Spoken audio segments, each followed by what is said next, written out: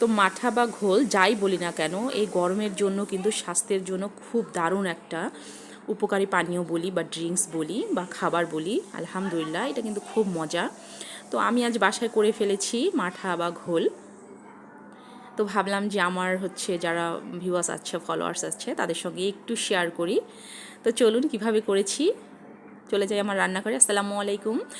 তো এখানে আমি হাফ কেজি টক দই নিয়ে নিয়েছি। হাফ কেজি টক দইয়ের মধ্যে আমি একদিন পরেও খেয়েছি, আলহামদুলিল্লাহ, তো মজা লেগেছে, ভালোভাবে আমি আপনাদের সঙ্গে শেয়ার করি।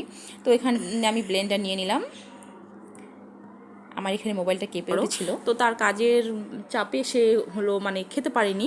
আমি অবশ্য একদিন খেয়ে ফেলেছি করে, তো আমার মুখে এত ভালো লেগেছে, তো ভাবলাম বাকি যেটা আছে সেটা আমার হচ্ছে আপনাদের সঙ্গে শেয়ার করি।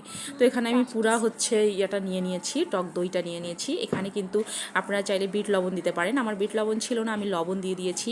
আর চিনি দিয়েছি 4 টেবিল চামচ। যেহেতু এখানে অনেকগুলো হচ্ছে দই, আমি আবার পানি মিক্সড করব।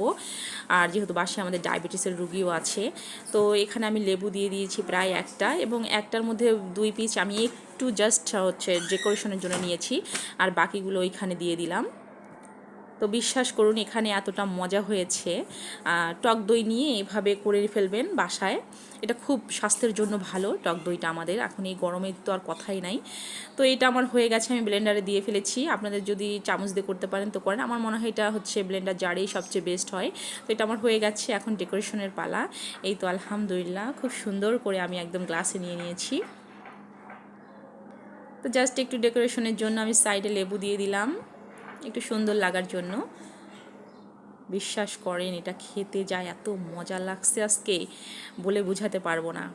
আমার বাচ্চারা তো খেয়ে বলতেছে মা অসাধারণ হয়েছে। তো যাই হোক, আমি একটু সুন্দর লাগানোর জন্য আমি একটু সাইডে নিচ্ছি এটাকে। তো এই তো আমার হয়ে গেছে মাঠা বা ঘোল, খুব দারুণ। বাসায় যদি মেহমান আসে এইভাবে ঝটপট করে দিবেন। বিট লবণ না থাকলে না থাকুক, একটু লবণ দিয়ে দিবেন, চিনি দিয়ে দিবেন, লেবুর রস, একেবারে। তো এনাফ ফর টুডে। আল্লাহ হাফিজ, আসসালামু আলাইকুম।